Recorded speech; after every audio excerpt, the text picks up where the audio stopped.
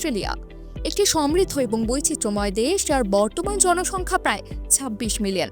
এই সংখ্যা প্রতিনিয়ত বাড়ছে, যা দেশটির উন্নয়ন এবং অর্থনৈতিক প্রবৃদ্ধির ক্ষেত্রে একটি গুরুত্বপূর্ণ প্রতিচ্ছবি।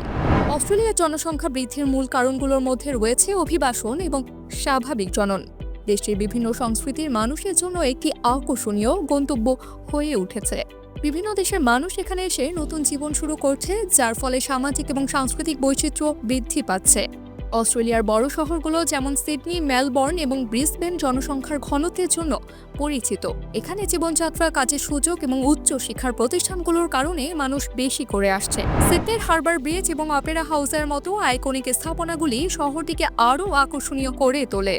তবে জনসংখ্যার বৃদ্ধির সঙ্গে সঙ্গে কিছু চ্যালেঞ্জও রয়েছে। শহরগুলোর ভিড়, আবাসন সংকট এবং পরিবেশগত সমস্যা অস্ট্রেলিয়ার সরকার এবং জনগণের জন্য একটি উদ্বেগের বিষয়। জনসংখ্যা বৃদ্ধি যদি সঠিকভাবে পরিচালনা না করা হয়, তবে এটি দেশের সামাজিক ও অর্থনৈতিক স্থিতিশীলতাকে প্রভাবিত করতে পারে। অস্ট্রেলিয়ার সরকার বর্তমানে একটি সুষ্ঠু জনসংখ্যা নীতি অনুসরণ করছে, যাতে দেশের উন্নয়ন এবং পরিবেশের সুরক্ষা সমানভাবে বজায় থাকে।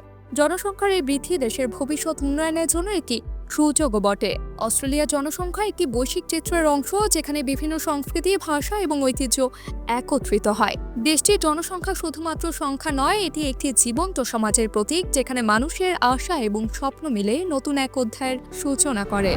বর্তমানে অস্ট্রেলিয়া একটি বৈশ্বিক প্ল্যাটফর্মে দাঁড়িয়ে আছে, যেখানে মানব সম্পদ এবং সংস্কৃতি একত্রিত হয়ে এক অসাধারণ ভবিষ্যতের দিকে এগিয়ে চলছে। AB news desk report.